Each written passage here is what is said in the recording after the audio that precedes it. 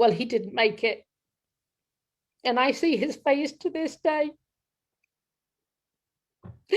And I think about him every time I walk past his bed space he was in.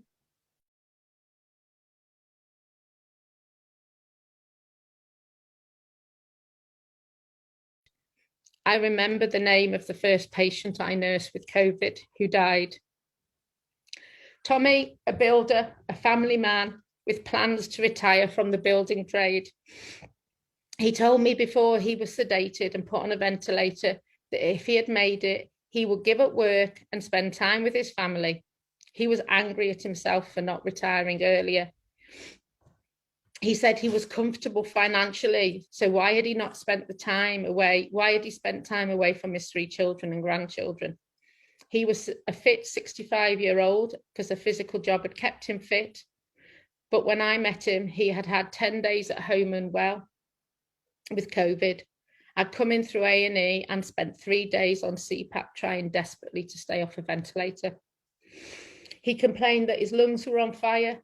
He complained that he couldn't breathe and his saturations were less than 40%.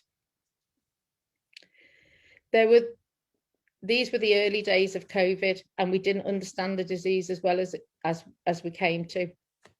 We stood at his bedside, the doctor and myself as his nurse, and explained if he didn't get sedated and intubated and put on a ventilator, he would die with 100% certainty. If he let us put him to sleep and put him on a ventilator, his chances improved to 50%. And we promised we would do all we could to get him back off the ventilator if he chose to go on it. And he was so scared. We gave him 5 minutes to text his children because by this time he was too breathless to speak.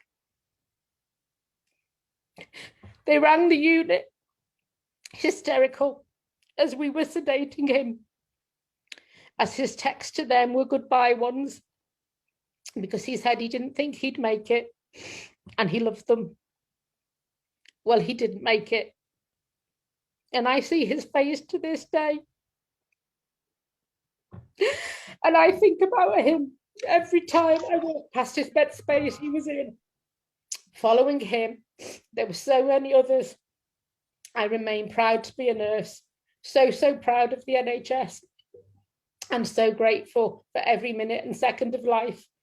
COVID taught me, if I needed it, that life is so precious and fragile. And the frightening thing about COVID was its randomness.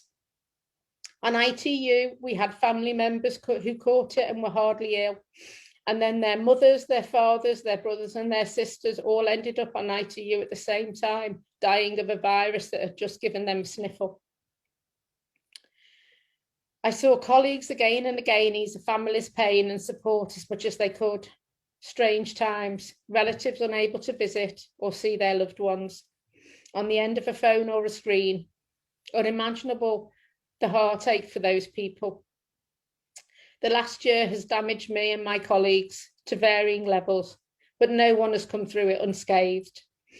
And my only hope is that my colleagues and myself heal as we continue to nurse patients.